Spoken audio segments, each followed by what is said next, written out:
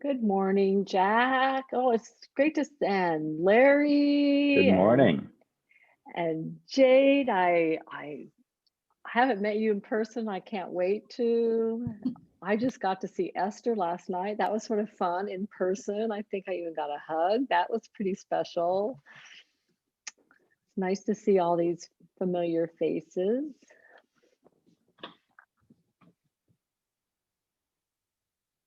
Feel free to introduce yourself in the chat, maybe where you're from, a fun fact, whatever you want to add.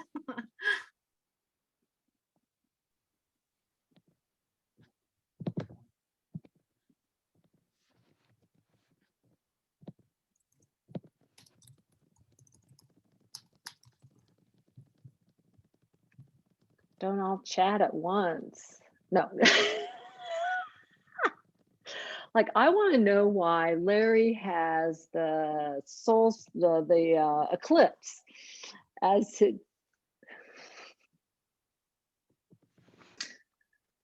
Well, it was a picture that I took during the 2017 eclipse, sitting in Madras with my family. So that's just been my go-to for that.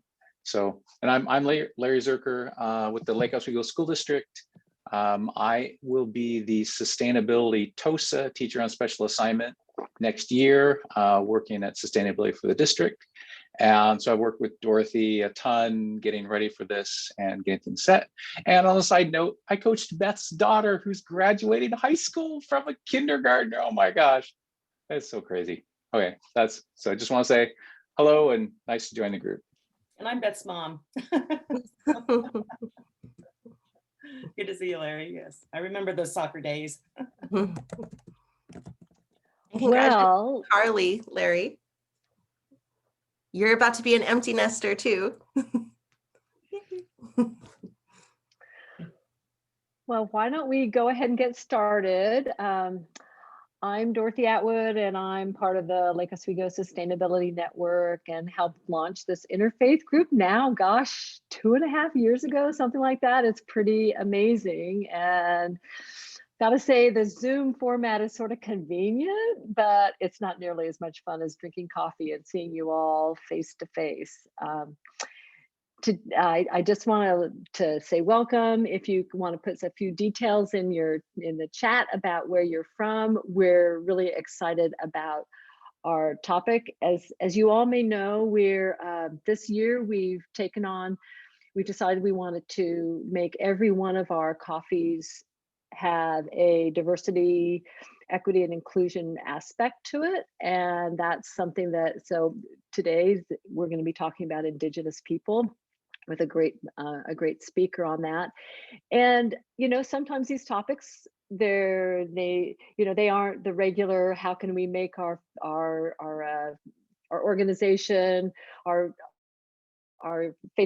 place of worship more sustainable? How can we do recycling and those kinds of things? Sometimes these topics are more personal and can be uncomfortable. So we just hope you lean into that discomfort and grow from it. And if you have questions or thoughts, please share them with us. We really appreciate that. And now I'm going to turn it over to Christina to remind us of all the Zoom etiquette things that we all know of. Christina is really the force behind the interfaith group, makes sure you've seen all her communication, and is a wonderful asset to our group. So Christina. Great, thank you, Dorothy. I'm pretty sure I know all of you, or know your names at least, but I'm Christina.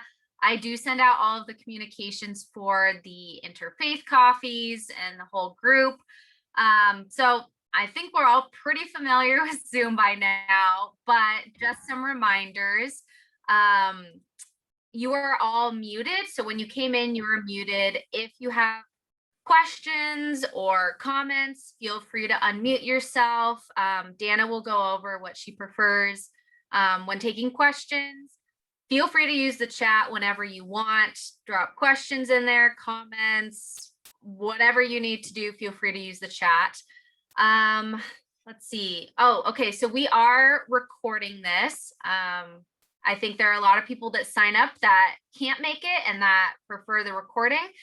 So just know that you will be recorded. Your responses may show up on the recording as well, but not breakout rooms. So breakout rooms are not recorded, just when we're in the larger group. I think that's pretty much it. We're really excited to have Danna here. I'm going to let Cheryl introduce her. So yeah, I'm going to turn it over to Cheryl now. Yes, it's a great pleasure to introduce to everyone Danna Drum. She's a deacon at Lake Oswego United Methodist Church, and her day job is Strategic Partnerships Lead, Oregon Health Authority Public Health Division. And she's currently a branch director for local public health authority regional capacity for vaccine coordination. So welcome, Danna. There she is. I don't know where she is on your screen, but there So Danna moved to Oregon from North Carolina by way of Boston in 1999. As an ordained deacon in the Oregon-Idaho Annual Conference, she is appointed to the Oregon Health Authority Public Health Division, where she currently focuses on strategic partnerships that help improve the health of all Oregonians. Public health enables Danna to live out her call to ministry in a setting that reflects God's call to social justice. She has experience in public health policy and systems change to support chronic disease, tobacco, and obesity prevention. Prior to joining the Oregon Health Authority in 2009, Danna served in a rural public health department in Central Oregon. She has also lived throughout the Willamette Valley and served as the pastor of 2 churches in the Eugene-Springfield area. Danna has experienced her call to ministry as an ever-evolving creative process with the Holy Spirit that is evidence of how God meets us in each moment to build upon our history, gifts, and growing edges. Danna, first and foremost, enjoys spending time with her 2 daughters, but also tries to find time to make home-cooked meals, travel to fun places with people she loves, and improve her words, very mediocre golf game, not my words.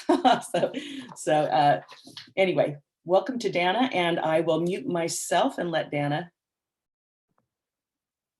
Good morning. It's great to be with all of you. So thank you for having me. I do have some slides, so I'm going to try to share those. So let me share my screen and go to that. All right, so I'm hoping you all can see my screen. Do you see slides? Great. Okay, thanks, Cheryl. I'm going to rely on you to be my, all right, great. So Cheryl, I'm going to look to you to nod if there's an issue, because I can see you on my screen.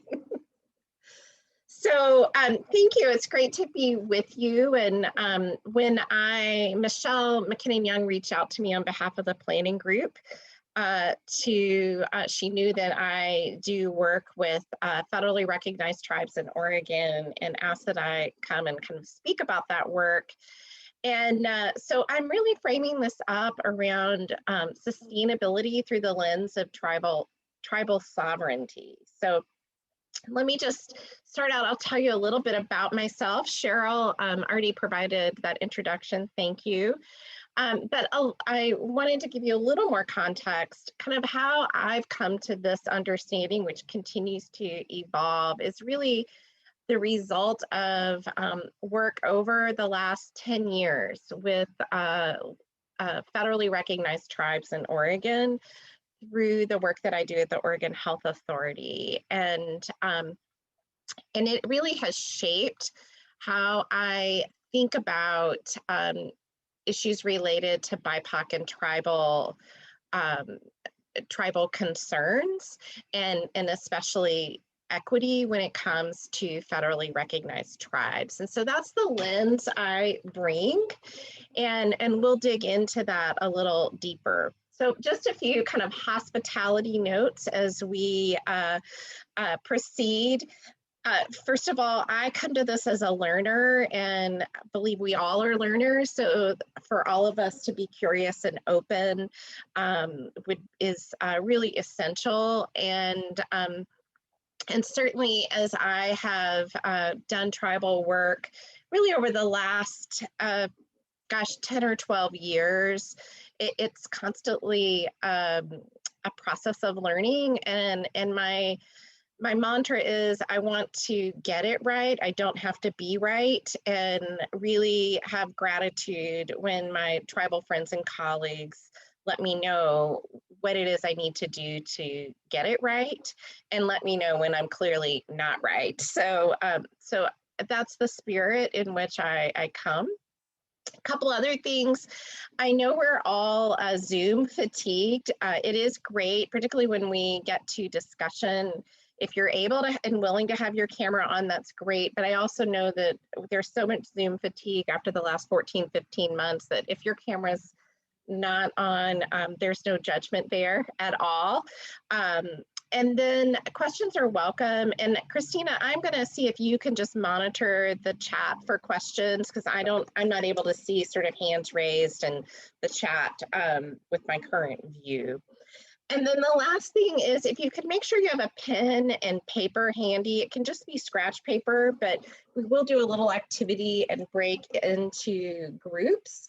And so a little bit further through the process. So, all right, so let's go to the next. So I'm going to start with land acknowledgement. So I want to just acknowledge that the land on which Lake Oswego is located is part of the homeland of the Kalapuya people, which is a tribal band that is now part of the Confederated Tribes of the Grand Ronde.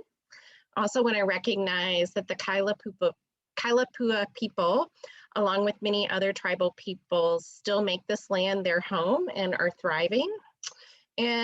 And I also just come humbly acknowledging that this was their home long before it was ours, and that indeed we have benefited from systems and policies that have been harmful to many tribal peoples, even as we make this land our own home. So you may be in meetings or events where there has been a land acknowledgement before. This is something that I think folks are paying attention to. A way to kind of find out where, whose homeland, which tribal peoples have been part of sort of where your house sits even, is to go to this website called nativeland.ca. The intention, this is a great website. You can put in your address. I just put in Lake Oswego and it will pop up kind of which tribes for whom resided and for whom this was their land. And I think it's really helpful to, particularly in a sense of sustainability, it not only honors the people who have cared for this land, for whom it was their home long before it was ours, but in terms of sustainability, it's also a really important reminder that we are residents here for but a time, and the land existed long before us and will exist long after us. If you're thinking about how to do a land acknowledgement in your work, kind of moving forward, I think there's some things you need to think about. One is, what are your intentions of the land acknowledgement? This is certainly something that's become more popular, but I think there's got to be a lot more depth to it for it to really be meaningful. So learning about the history of the tribal peoples for whom this is their homeland, thinking about and exploring how we each have benefited from the displacement of tribal peoples in the area, and then knowing all of this, what's the action step? What is next? What's the so what? And I think doing that in a spirit of humility. So I wanted to just give you kind of an example of what a land acknowledgement might look like. If you go to this website, there are other resources and tools that would be helpful if this is something you want to explore more. So as I mentioned, it's really been through the work with federally recognized tribes that I am thinking about tribal sovereignty and sustainability. And really until I came to the Oregon Health Authority, I had lived in Madras, Oregon, and certainly the Confederated Tribes of Warm Springs has a huge presence in that part of Oregon. And so I had some understanding of tribal sovereignty, but I really didn't have a complete understanding, and still don't have a complete understanding, but a better working understanding of really what this means and what it means for sustainability and what it means for me as a person of faith. You know, certainly I think we all are familiar, at least somewhat, with the history of tribal peoples in general in the United States. And certainly their survival and sustainability are tightly linked to tribal sovereignty. And I certainly understand that much more now and hope to share some of that understanding with you. And so that's why I kind of focus on it in this perspective, as opposed to talking about sort of spiritual practices and understanding for Native Americans as it relates to the land and creation. Certainly those are important pieces, but those look different tribe by tribe. And I think for those of us who, like myself, who are part of a dominant culture, it's, for me, the really key piece to sustainability and social justice is around honoring tribal sovereignty. And you have to have an understanding of that before you can really honor and respect it. So in just sort of generally speaking, and I've got to move this little thing so I can see, federally recognized tribes, as I'm sure you know, are individual sovereign nations, and the United States government has a unique legal relationship with tribal governments. That's set forth in the Constitution. It's set forth in numerous treaties, statutes, federal court decisions, and executive orders. And so the relationship is really a political and legal relationship with Indian tribes, and so it's actually not based upon race. So I think sometimes we lump tribal issues and into sort of race and ethnicity issues, but tribal governments are political entities. They are sovereign nations. And so I've had tribal colleagues say this isn't about civil rights, because civil rights is based on race. This is really about respecting that tribal tribes, federally recognized tribes, are governments in and of themselves. And so that's a really important distinction. So federally recognized tribes are those Native American tribes that have been recognized by the U.S. Bureau of Indian Affairs. They're currently, I think there might actually be 574 federally recognized tribes. But we should just note that there have been many, many more tribes. There are many, many, many more tribes in the United States. They just don't all have federal recognition. In addition, a number of tribes were brought together per the federal government and became confederated tribes. So there are multiple tribes within the tribe, even formally. So as I mentioned, tribal governments they're separate sovereign nations. They have their own powers to protect their members and to govern their lands. And this sovereignty really predates the US government in the state of Oregon. Tribal members residing in Oregon are citizens of their tribes. They're citizens of the state. And since 1924, they are citizens of the United States. All Oregon tribal governments, and there are 9 of them, we'll talk a little bit about that, they all have reservation or trust lands created by treaties or federal acts. And also just want to note that each tribe determines their own citizenship, which is referred to as enrollment. So that may look different. It does look different by tribe. And also the people who are eligible for services, and I work in the health realm, but who is eligible for services it varies from tribe to tribe. So some tribes may only serve tribal members of their tribe. They may serve tribal members of their tribe and other federally recognized tribes. some may provide services to the broader community regardless of tribal membership. It just varies, and that's their prerogative to make those determinations and distinctions. So this here, another piece around tribal sovereignty. It is the inherent authority of tribes to govern themselves. You'll often hear tribal leaders talk about the federal Indian trust responsibility. This is a legal obligation under which the United States has moral obligations of the highest responsibility and trust toward Indian tribes. It's a legally enforceable fiduciary obligation. So in terms of funding, it's the law and a responsibility for the United States to protect tribal treaty rights, lands, assets, resources, and carry out mandates under federal law. So again, the trust responsibility, as tribes entered into agreement with the federal government, the tribe and the federal government agree that there is a trust responsibility on the part of the United States to uphold its obligations, legal and moral, to federally recognized tribes. I think you would hear tribal members and leaders question the extent to which the federal government has actually upheld that trust responsibility and fully honored the treaties that were agreed to between tribes and the federal government. So the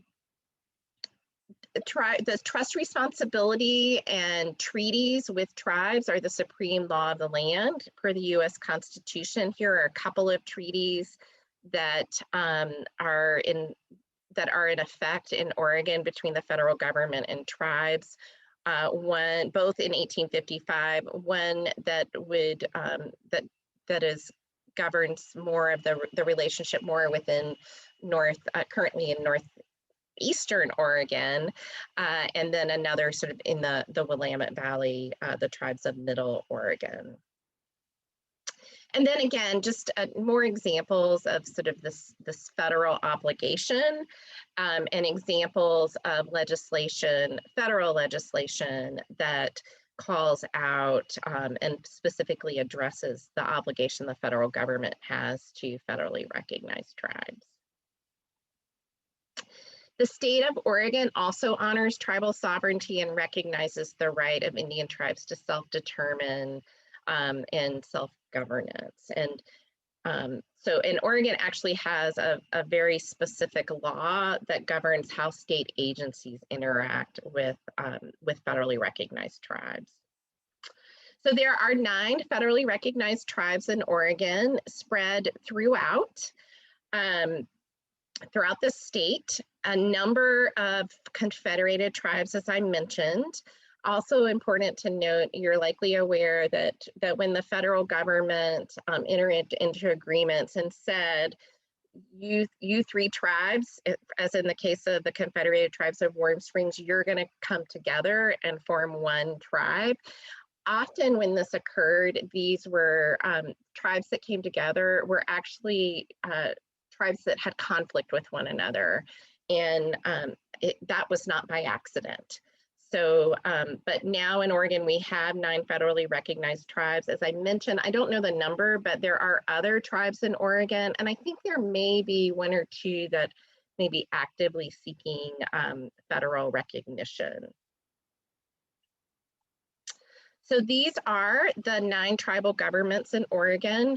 When we talk about tribes out of respect, it's really important, particularly when you're doing it in writing, that you use the entire name of the tribal government.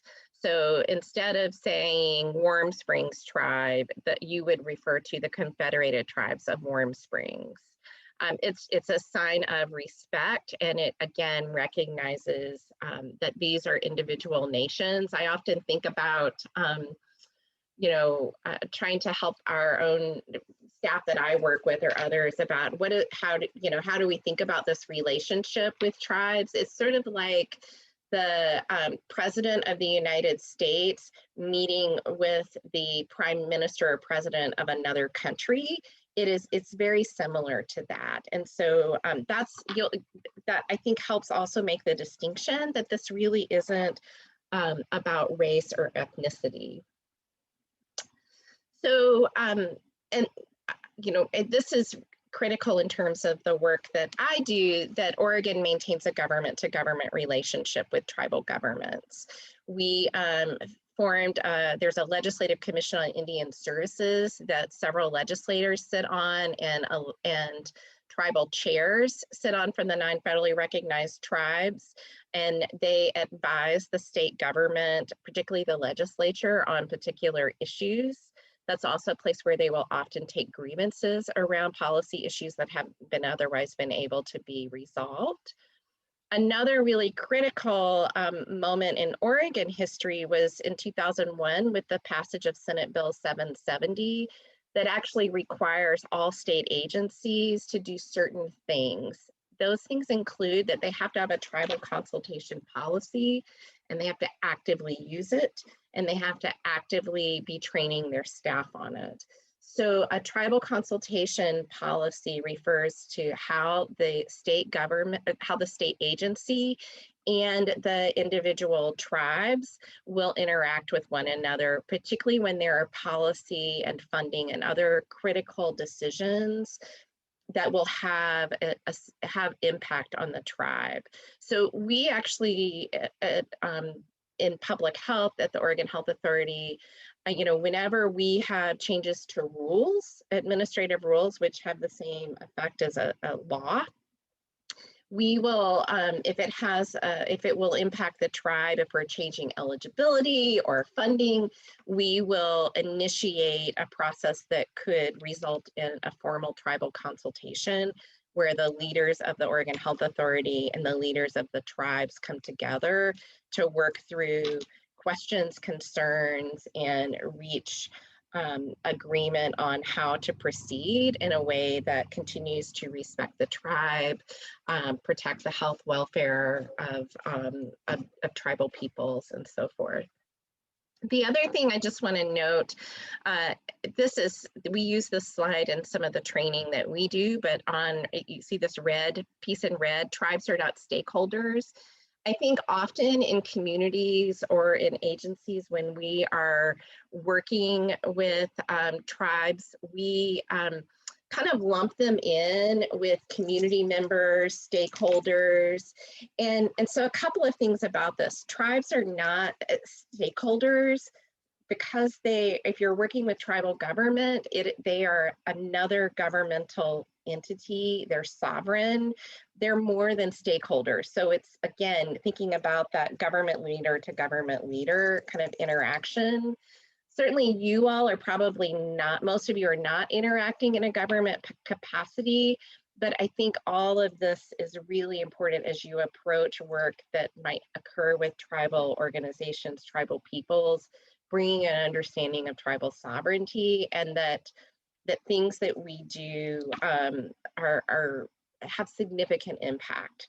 And the other thing I'll note is that I had a tribal member once tell me kind of the history of stakeholder is that it comes from the idea of someone holding a stake and chasing after someone, which is quite vivid. And so I've kind of tried to remove stakeholder out of my language altogether. So again, another place where my tribal colleagues and friends have taught me, but I left this in here because I think it's super, I just think it's a great reminder. So this is that Oregon law I mentioned and that is required. So I want to just stop there, see if there are any questions. I know I've thrown a lot of information at you. It's a lot of policy sort of wonk information, but want to see if there are any questions before we move to an activity. I have a question, Danna. Sure. Because tribes are sovereign nations, what is the appropriate way for, excuse me, nonprofit organizations such as LOSN and many, many others to approach a tribe with which we might want to, establish contact for the purposes of education or greater understanding or any of those kinds of things? So I think relationships are very, very important with tribes, and developing that trust is really critical.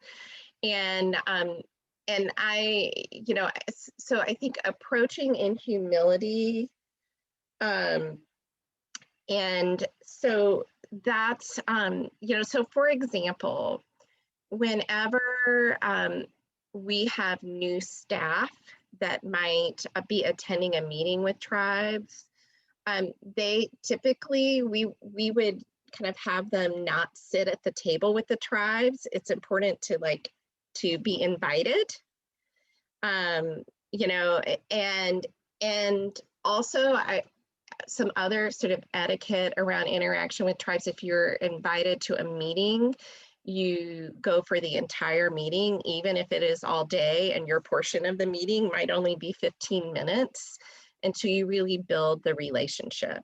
Otherwise, if you flit in and out, it's a sign of disrespect and not really wanting to understand sort of the holistic picture. And so I think if you're wanting to open a relationship up, I think it has to be done very carefully. It has to be done with a sense of wanting to learn and understand, and not actually start with an ask of what you want, but really trying to listen and understand the perspective of the tribe moving forward. So I think that, you have to think about why are you wanting to build that relationship, and then backing way up from that to sort of just starting to have an interaction and understand more. And I think doing your homework to understand sort of tribal history. So many tribes will have museums or things on their website about their history and culture. The Confederated Tribes of Warm Springs has an excellent museum. And so I think learning the history and kind of what the history of a particular tribe is a great place to start. And then slowly building relationships. Thank you. Other questions? Morning. Yes, Danna. It's Mark Peterson. I have kind of a chicken and the egg question, I guess. If we recognize a tribal community as its own sovereign government, and then we're entering into agreements, say, with state and local governments, when laws are passed, what comes first? Does the state law apply to the independent government? Are they all under that umbrella? If a tribe disagrees with a law, do they have to adhere to it? How does that politically work, like land forestation issues or salmon fishing issues? Who has, I guess, precedence? So I don't work in natural resources, and that is incredibly complex. So I can't address that, but I can give you an example out of my own experience. So, for example, there is HIPAA, the Health Information Protection Act. Technically, for tribal clinics that are operated by federally recognized tribes, they don't necessarily have to adhere to HIPAA within their own tribal entity. They, but they do, and they may need to do it for sort of certain certification accreditation kinds of things, but it's a different kind of,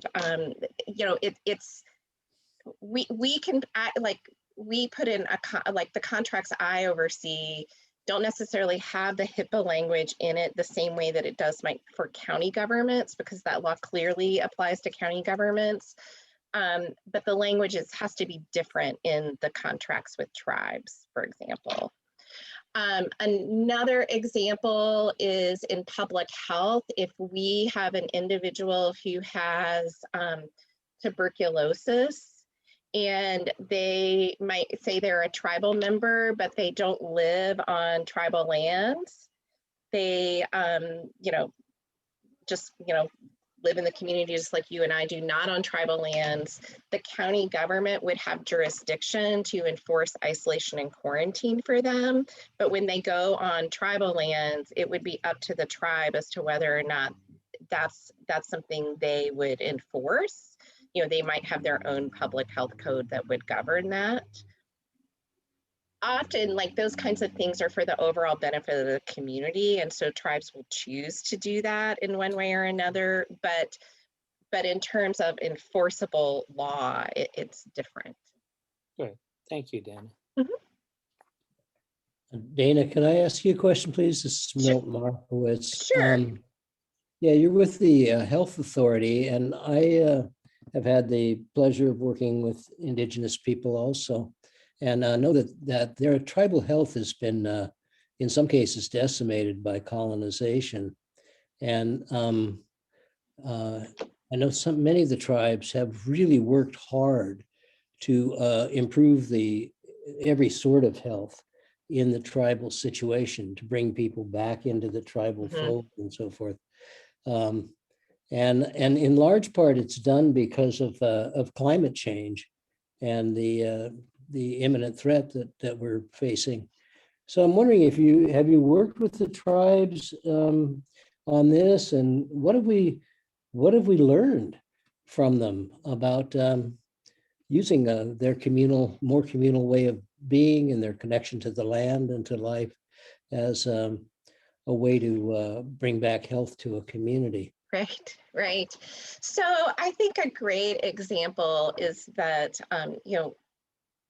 the tribes that I work with, and I think this is probably true for most tribes, is that, the tradition looks at the whole person and all of creation together. And, in our Western world of medicine, we definitely split the mind, body, and spirit. And now, it's kind of in vogue to talk about primary care medical homes where you get all of your care for the whole person in one place and care is coordinated. And we're now talking about social determinants of health, where the role of housing and education, healthy environment, how all of those things affect health and have to be addressed. My tribal health colleagues would say, we've always done that. We were doing that long before it became in vogue. And so I think we have a lot to learn from them in that regard, because it's just the foundation of how they understand life, right? So I think we have a lot to learn. And I think we still have a long ways to go to sort of to really recognize that, but certainly is a place to look toward. And, I would even say in the pandemic, I think some of the tribes have really done an amazing job about sort of really how, because of that holistic look, because they are often kind of a tight community that builds on strengths. They've done some they've been some of the leaders in some of the pandemic work that's happened over the last 14, 15 months as a result. Does that help answer your question? Yeah, I hope we continue to do much more of listening and learning from them. I'll write you a chat note and see if we can get together to talk about this, because I think that earth-based wisdom and communal wisdom is the secret to dealing with climate change for us.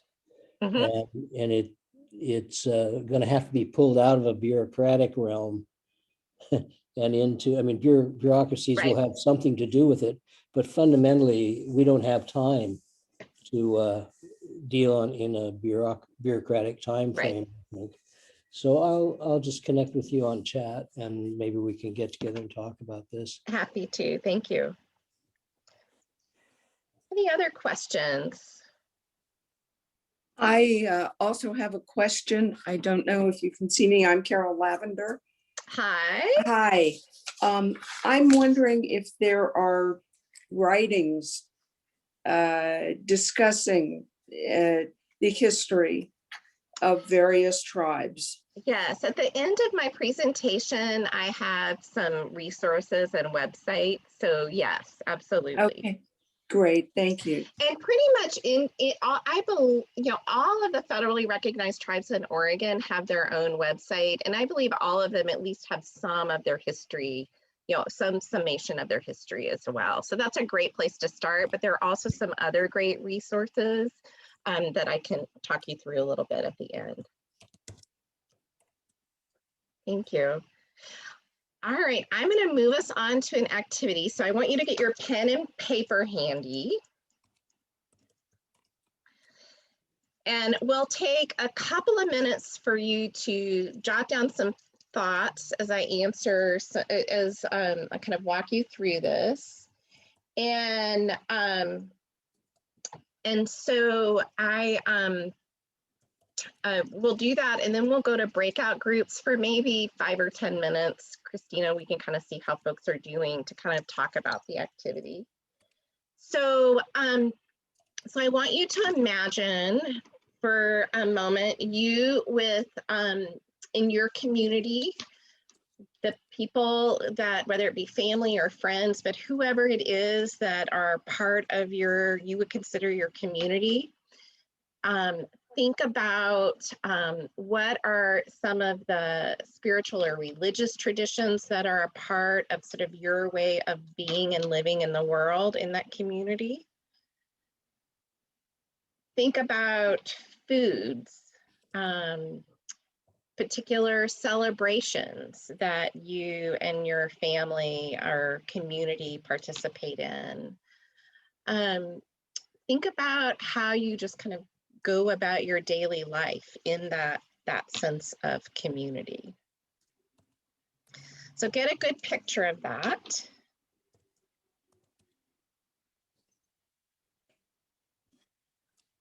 And now I want you to imagine that all of a sudden that is gone and you have to leave that community. You can only take, some small things with you. And you're not able to continue those traditions or celebrations or have access to foods or the way that you move through the world. You're not allowed to continue to practice the traditions that you had previously done. You come to a completely new place without all of those things. And I want you to just take a moment to think and feel through that.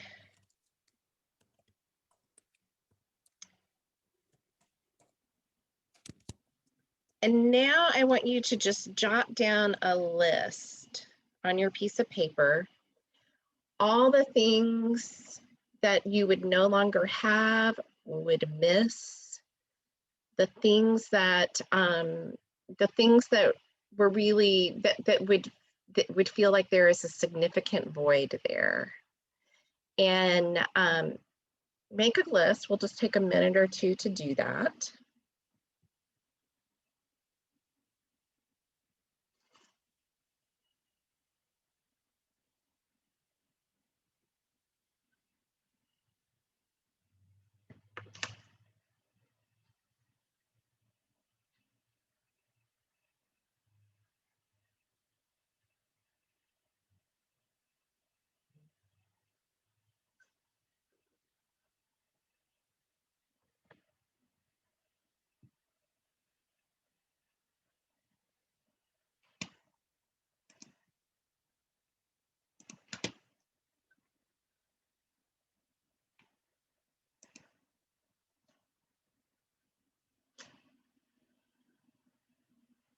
It looks like folks are still writing a little, which is great. Let me just scroll through. All right. So with that, we're going to have Christina put you all in breakout rooms. And I want to invite you in your breakout rooms to kind of talk about these questions. What did you have to leave behind?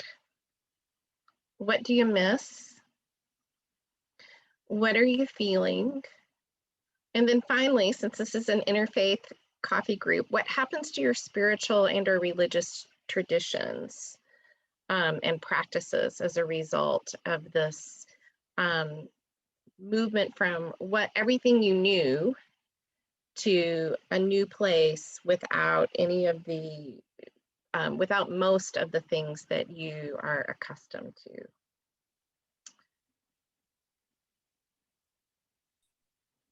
All right, so Christina, I'm going to stop sharing. And if you want to do the Zoom magic to get people into breakout rooms, that would be great. So how much time would you like?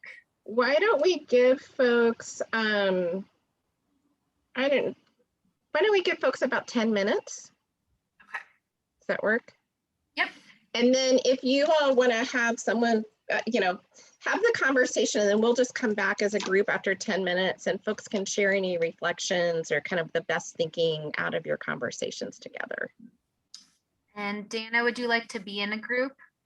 I'm gonna not be in a group if that's all right. I'll keep working towards the rest of it. Okay. Well, just don't accept the breakout room got it. invitation. Okay, I'm gonna open all rooms.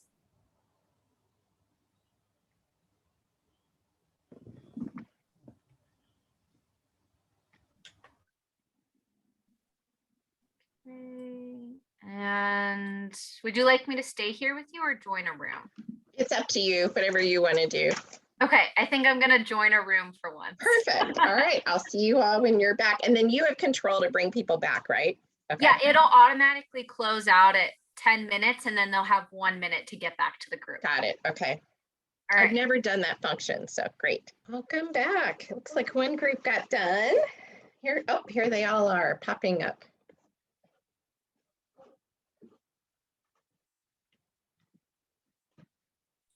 I think they had 60 seconds to come back. All right. Great.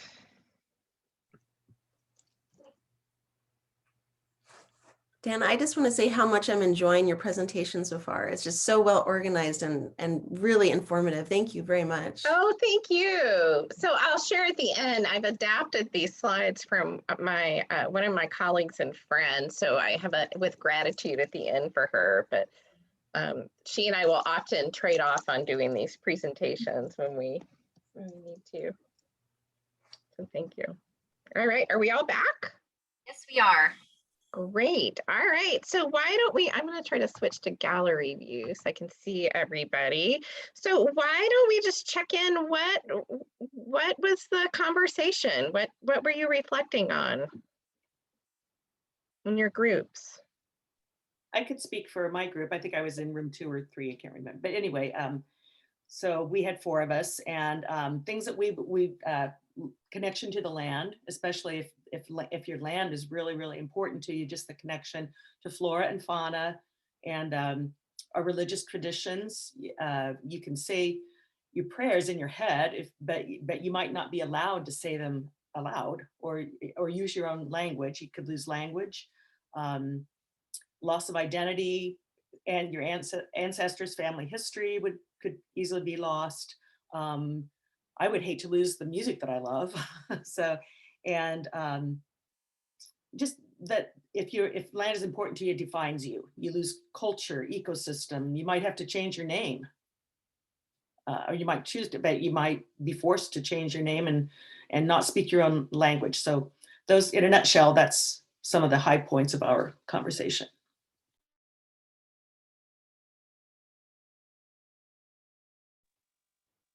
Milt, do you want to talk about our room 1 conversation?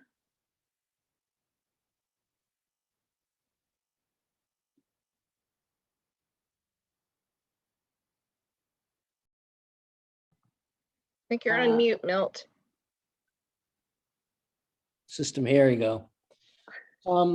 Yeah, I'm not sure that I represent everyone in the room. I mean, we said a lot about the same things that Cheryl thought about and what we would lose in terms of the language, and we ultimately might end up losing our children, or we might end up losing any of our capacity to have ceremony and so forth. And I personally felt like if I was put on that journey, I probably wouldn't survive unless there was community that I could really count on. And that's why they have survived. I think most of us in our culture would not survive because there's more of an I, me orientation. So I don't know what else to say there. I mean, I felt like there were a whole lot of other questions too, and I don't know whether they're germane to the conversation or not, but it's like, it isn't so much for me about empathizing with people who are put into that situation. It's more about asking the question of, aren't we the ones that put them there? And how could we have done this? And now we've created a situation of domination where we can't really listen to those people. And they're the ones that have the wisdom to get us out of this mess. Is my feeling, okay? Because so many of them have been through this situation. And when you talk to them, the wisdom transcends the pain often. They don't forget the pain, but the wisdom transcends the pain. And I think that is absolutely miraculous. And it's a kind of resilience that we don't have. And I know in my own work, I didn't share this in the group or whatever, but in my own work, the Native people will say, don't react. Don't react, because you're just giving energy to that which you are reacting to. Keep your eye on the aspirations, on the guiding principles that you want to live by, and live by them. You know, and so we have to learn that stuff. And I think the last thought I had was recognizing that it isn't really discrete subsets of colonized or colonized. It's like we're all colonized. And I think, and I don't mean any disparity, Dana, but we're dealing with this problem in a bureaucratic way. And it needs, it's an ethical issue. It's not political. It's ethical. Absolutely. So absolutely. I think, and I completely agree. And we'll talk a little bit, I will also talk a little bit about what it means for me from my own sort of spiritual journey. And I think we have to have some level of understanding. Not everyone kind of understands that a tribe is not a tribe is not a tribe, and that each is unique and has its own authorities and sovereignty, and that we can't lump everybody together. And so I think that's the place I'm coming from. And certainly this is reflective of the work that day-to-day work that I do as well, because that's the context I bring. So absolutely, thank you. Anyone else want to share what kind of you were thinking or feeling as you went through this exercise, or any aha moments as you were talking in your groups? Yeah. Mark.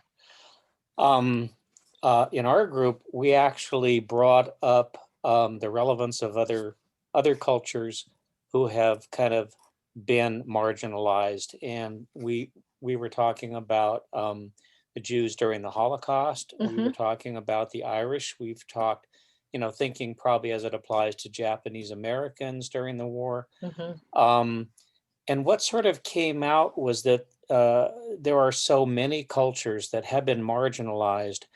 And the point of a lot of these talks has been about sustainability. And we talk about the things we give up and the things that we can try and work on. And it's things like water and energy and conservation. But it turns out that people are the most sustainable thing we have to focus our efforts on. And it doesn't matter if you're an indigenous tribe or if you're a particular culture, it's beyond race. It is any group that has been marginalized. So to have that sort of overview that it broadened us beyond even today's topic. I know we have to refocus on what you're speaking about, but it was kind of such a global thing. It was earth shattering to think about it. But anyway, that's sort of what I was getting out of our group. Thank you. Thank you. One of the ways I think about it is that when we can understand and respect tribal sovereignty, that is the basis for the sustainability of tribal peoples.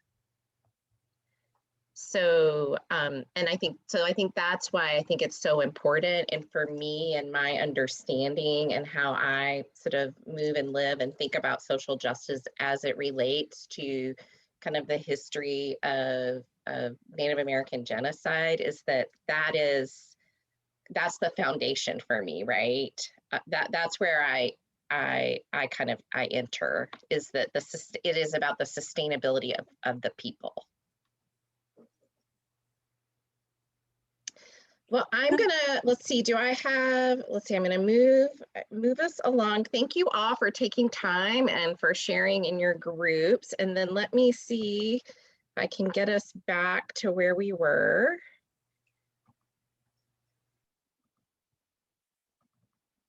All right, so hang on to get it just right. All right, so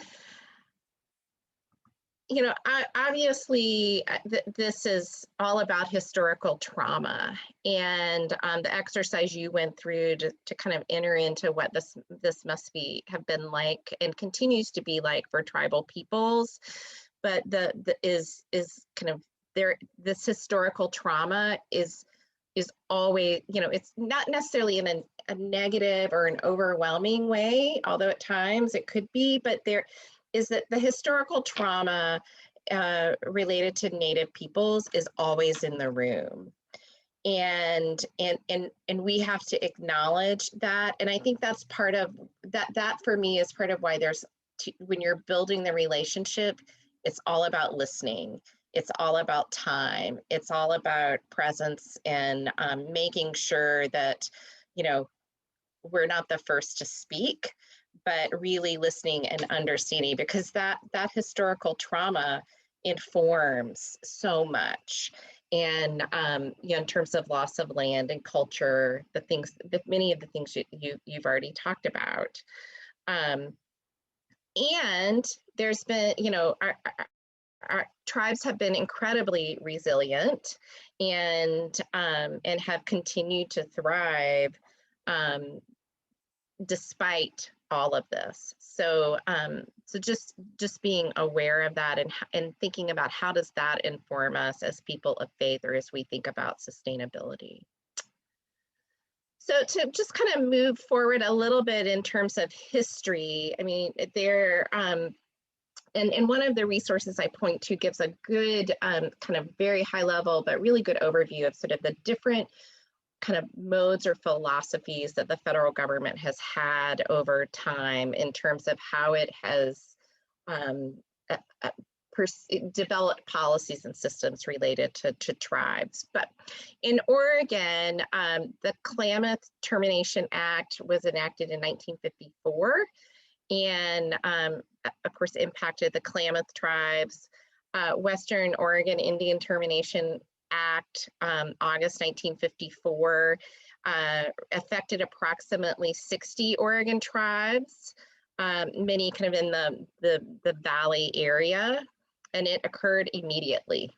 So what we talked about, or that activity for many tribes, it boom, it happened. And this is not that long ago. When we're talking about the 50s, when termination and relocation was the political strategy. The Relocation Act of 1956 encouraged Native Americans to leave reservations, get vocational skills, and assimilate into the general population. Portland was one of those centers for relocation, and therefore Portland has a large number of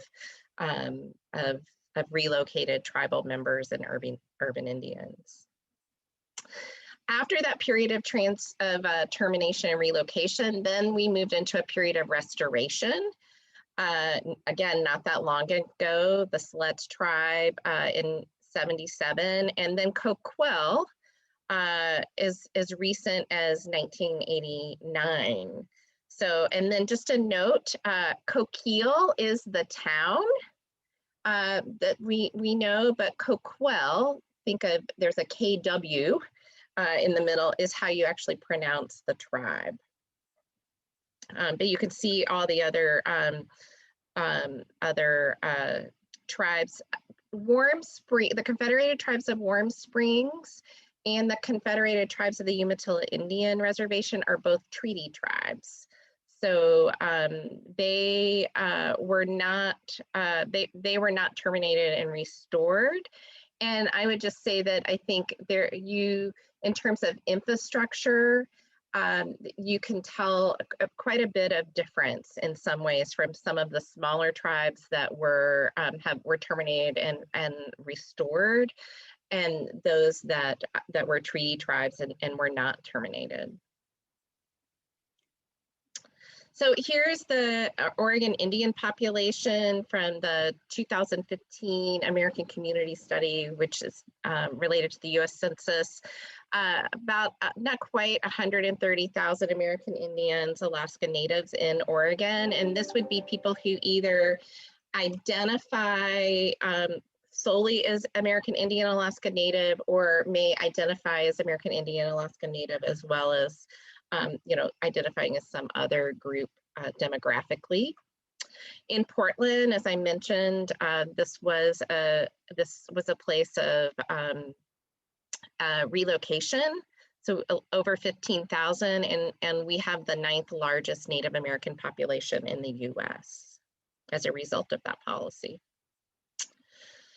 So I share about the Indian healthcare delivery system mainly because it's a great example of kind of how the relationship between the federal government and tribes can look, and using the lens of their health programs. So we have one tribe where their healthcare delivery system is actually directly operated by Indian Health Service, so the federal agency.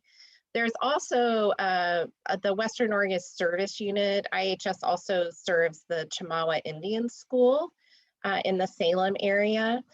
But of the 9 tribes, only one has opted to continue to have IHS actually directly operate its healthcare delivery system. And I would say that portions of the healthcare delivery system for the Confederated Tribes of Warm Springs are actually directed through the Self-Determination Act and run by the tribe. So for example, public health programs for the Confederated Tribes of Warm Springs are actually run by the tribe, but the actual kind of healthcare clinic where people go to see their doctor to, if they're sick, is run by IHS. The other 8 have tribally operated healthcare delivery systems. And then the one other I want to note is the Native American Rehabilitation Association, often referred to as NARA. NARA is the federally designated urban Indian healthcare program in the Portland area for Oregon. And so they also have their own kind of healthcare delivery work. They operate though as a nonprofit, so it's a little bit different than, they're not considered a, governmental entity. But I think it's important to note because Portland does have a large Native American population compared to some other urban areas. And so this is another important piece of the healthcare delivery system. So just an example that every tribe does things differently, and there are, there is the option for the federal government to really directly operate healthcare programs. That's part of that trust responsibility, but the vast majority of tribes in Oregon have actually opted under federal law to be able to run those programs themselves. And so it's complicated, but they basically get the funds that they're called shares that IHS would have been using for the tribe. The tribe gets those funds instead and uses that to run their healthcare delivery system, and then they can augment with other funding as they have it. Again, kind of using the lens of healthcare delivery, just because there may be a reservation or trust lands, the reach of a tribe's interests may extend far beyond that. And so, for example, when it comes to healthcare, the Confederated Tribes of Siletz actually has a service area for their healthcare delivery that includes 11 counties, even though most of their reservation or trust lands are located kind of on the coastal area. So just sharing this as a sense that, the tribal reach is far greater, and there are lots of tribal members, as we all know, that are members of tribes that may not reside actually on tribal land, but are very much connected to the tribe itself. I mentioned NARA as well. And then one other organization you may be familiar with in the Portland area is the Native American Youth and Family Center. They are also a nonprofit. They are an urban Indian agency, but they are a little bit different in terms of their designation from NARA, but they do serve urban Indians in the Portland area and do some really, really great work as well. So as I've shared, there's lots of diversity across and within tribes, and especially even just within a tribe, the religious and spiritual practices and the diversity within a tribe can be very different, especially in those communities where you've had multiple tribes forced to come together. Their histories and traditions are not necessarily the same. That was by design by the federal government. Also within regions, there may be similarities, but there also may be differences. There are historic rivalries within tribes, often referred to as tribal politics by tribal folk. But just because a tribe is a tribe doesn't mean that the community is as one. And for example, Warm Springs, which I know well because I used to live in that area, there are 3 different tribes, 3 different longhouses, and those traditions look different among them. The culture is always evolving. And certainly I think you see this with religious and spiritual traditions as the colonization that occurred, often done through Christian communities. And so seeing the sort of integration of some of those more Western Christian traditions with the tribal traditions as well. But, lots of resilience and ability to adapt. And then of course, then there is the urban Indian communities as well. These are a number of the strengths, and I think, Milt, you've talked about this very eloquently, just community and the extended family and kinship ties, and that those ties often are beyond one, they're not necessarily confined to one tribe, but lots of kinship across tribes. Long-term natural support systems that help with that resiliency, and a sense of collective community and responsibility in maintaining and holding on and preserving traditions. Physical resources, that Indigenous generational knowledge and wisdom, historical perspective and strong connection to the past. I mean, some of you have already eloquently talked about this. And an ability to walk in 2 worlds. This is so true. And I don't think this is just unique to tribal communities, but I think it is very, very significant because really our tribal brothers and sisters have had to sort of live in this sort of Western world while also hopefully having the ability to live and thrive in their own traditional communities.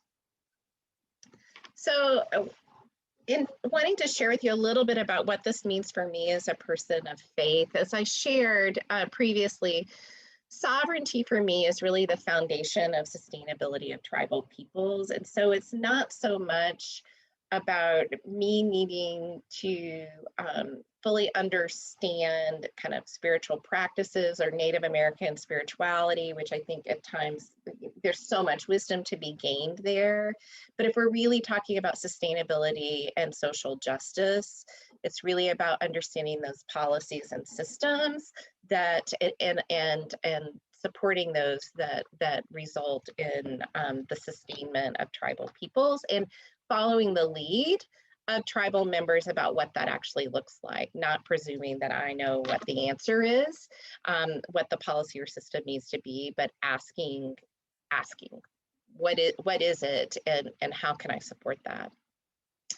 I think it's also for me making sure and checking myself that I'm not lumping tribal issues and concerns in the same bucket as race and ethnicity issues, because these are not civil rights issues. So again, back to that sovereignty. And then just a note about the term BIPOC. The tribal leaders that I work with, and certainly this is within an agency context, but that Black, Indigenous, People of Color acronym, they do, what the feedback I have received from some tribal members is that really doesn't reflect tribes. There are lots of Indigenous peoples in the United States. Not all of them were kind of First Nations people who were part of tribes. And so I think as an agency, we still use this term, but really working to try to shift to include tribal in this. And not just sort of lump everyone into BIPOC. And interestingly enough, and not surprisingly, in some equity work I've been doing related to vaccine, communities that I think we normally think of as being within BIPOC actually are not, feel like that acronym doesn't really capture the distinctness. Again, it just sort of lumps everyone together, so which is interesting feedback. I think also similarly, as it relates to sovereignty and sustainability, I'm very, I try to be very careful and check myself around appropriation of spiritual practices. And that, if I were to engage in spiritual practices that were part of tribal traditions, that would be something that I would only do if invited in to do so by a tribal community. Because otherwise it's not authentic for me. And that's just my own personal sort of line around this. Others may feel differently, but it really is for me about how do we support systems and policies in a spirit of social justice to sustain tribal communities, not so much what I can take from it for my own kind of benefit. And I think also really recognizing, and Milt, you pointed to this, some of our traditions, histories are very intertwined with the oppression of tribal peoples, and we have to reckon with that much in a similar vein, although it looks different, I think, potentially, but in terms of how we have participated in the oppression of the Black community, the Latinx community, and so on. And again, just following the lead of tribal community members, trust is paramount. And this is something, if you are wanting to build a relationship with a tribal community or with tribal leaders, it is something that takes a lot of time and commitment and showing up over and over and over again, and doing it for the full time, not coming in and out for what it is your agenda is, but really understanding, being present for the full time, because again, that sense of holistic nature of creation and life, and things are not necessarily linear in the ways that the dominant culture would like. So finally, some resources. There is, I mentioned the Legislative Commission on Indian Services, which really talks about the Oregon state government and the legislature work. If you are policy wonkish, you probably would enjoy some of the information on this website. The National Congress of American Indians has some great high-level information about federal government policies over the years, particularly as it relates to termination, relocation, restoration, and now more of that government to government piece. And then of course, each of the individual tribes in Oregon, they each do have a website. And then finally, if you never saw this was on OPB a few years ago, Broken Treaties and an Oregon Experience. And I believe the link here should take you to it, and you should be able to watch it. And I think I found it, it might even be on Netflix. But it is really the story of Native Americans and tribes in Oregon, and really, really well done. And so I would encourage you to take time to take a look at that. And then finally, I just want to end with gratitude to my tribal brothers and sisters, friends and colleagues who really have taught me and continue to teach me, especially Julie Johnson. This is a picture of her and her her 4 girls. She is Paiute Shoshone tribal member, and she is the Tribal Affairs Director at the Oregon Health Authority. And so many of these slides were adapted from her work originally, and certainly she and our tribal colleagues have taught me so much, for which I am grateful. So with that, I will stop. I think we're right at time, and I just want to say thank you very much for having me. Yeah, thank you so much, Danna. I just want to end, and we didn't mention this in the beginning, but this is actually our last coffee for the summer. So we're going to take a summer break, and then we'll come back in September. So this recording I will send out shortly. So we'll put the resource links, the recording, follow-up notes, all of that, email it out to all of you, and then we'll also let you know when our next coffee will come up. So thank you everyone for joining. Thank you, Danna, for leading us today. Thank you. That is it. Have a Thank great you. day. Okay, thank you. See you soon. Thank you. Mhm. Wonderful presentations. It was fascinating.